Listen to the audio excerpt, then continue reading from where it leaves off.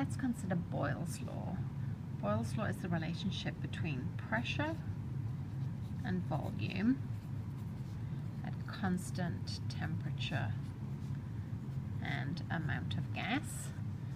Pressure and volume are inversely proportional, so as the volume goes down, the pressure will go up, and as the volume goes up, the pressure will go down. This gives us the relationship P1V1 equals P2V2. Now, with every gas law problem, I recommend that you make a data table. So what we're going to do is we're going to work on the problems from the worksheet for Chapter 11. And so it says that a sample of gas has an initial volume of 13.7 liters at a pressure of 2.7 atmospheres. If the sample is compressed to 10.5 liters, what will its pressure be? Assume constant temperature and amount of gas. So making a data table, our initial volume, V1, is 13.7 liters, and our initial pressure, P1, is 2.7 atmospheres.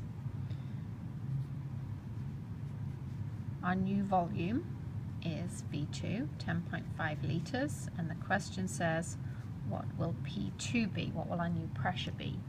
So what I like to do is draw a little arrow. So our initial volume was 13.7, now it's 10.5, so the volume went down. Because they are inversely proportional, if the volume goes down, the pressure will go up, and so I expect P2 to be higher than P1.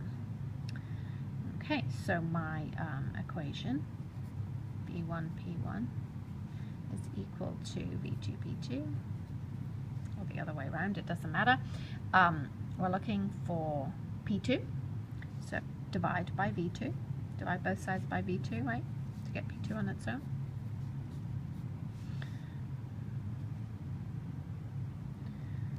Okay, so P1V1 over V2 equals P2, and then plug in our numbers. P1,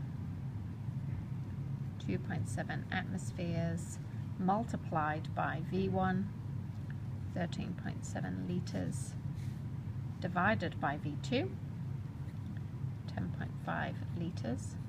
Liters cancel, and we will be left with atmospheres. Let me grab my calculator.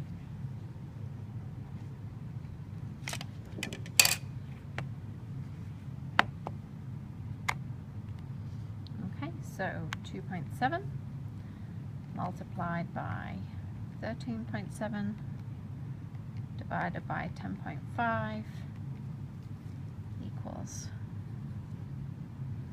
3.5 atmospheres. We have 2 sig figs, 3 sig figs, 3 sig figs, so our answer has 2 sig figs. Our pressure was 2.7 atmospheres, now it's 3.5 atmospheres, so it went up, and so that is correct.